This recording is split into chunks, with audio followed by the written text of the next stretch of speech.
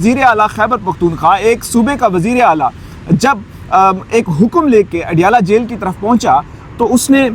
کہا کہ میری ملاقات کرائی جائے، اسلام آباد ہائی کورٹ کی طرف سے یہ آرڈر ہے، لیکن وہیں سپرنٹینڈنٹ اڈیالہ جیل جو یہاں سے اسلام آباد ہائی کورٹ سے اڈیالہ جیل کی طرف گیا یہ حکم سن کے کہ ان کی ملاقات کرائی جائے، لیکن اس کو سہیل افریدی صاحب کو ملاقات نہیں کروانے دی گئی۔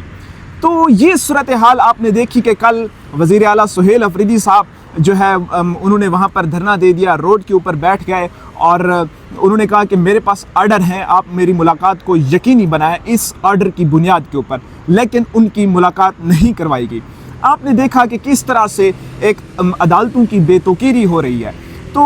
اب ہم اس ساری صورتحال کو دیکھیں کہ ایک وزیر اعلیٰ ہے خیبر پختونخوا کا، اتنا بڑا ایک صوبہ ہے جس میں بد امنی کی صورتحال ہے، اور اس کا ایک وزیر اعلیٰ ریپریزنٹیٹر آ کے کہتا ہے کہ میری ملاقات کرائی جائے تاکہ میں کابینہ ہے جو میری اس کی میں تشکیل کر سکوں اور اس کے ساتھ ساتھ جو میری پارٹی کے احکامات ہیں ان کو بھی میں دیکھ سکوں۔ لیکن افسوس کی بات ہے سپرنٹینڈنٹ اڈیالہ جیل نے ان کو ملاقات کروانے سے انکار کر دیا۔ یہ اب آپ دیکھ سکتے ہیں کہ عدالتوں کے پاس کیا ہوتا ہے، عدالتوں کے پاس صرف اور صرف آرڈر ہوتا ہے، حکم ہوتا ہے، وہ حکم جس کے اوپر عام عوام یقین رکھتی ہے کہ ہمیں جو عدالتیں ہیں وہ یقین دیا، ہماری جو باتیں ہیں جو انصاف ہے وہ ہمیں دلائیں گی۔ تو اس آرڈر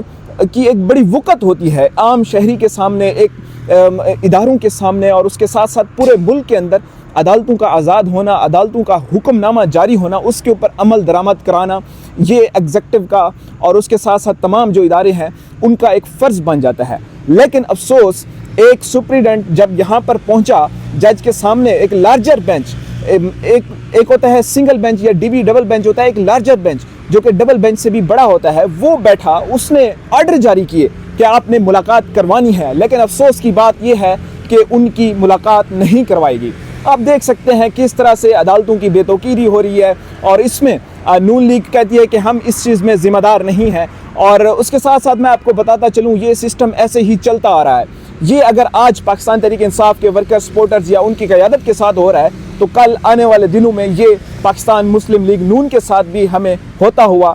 دکھائی دے رہا ہے۔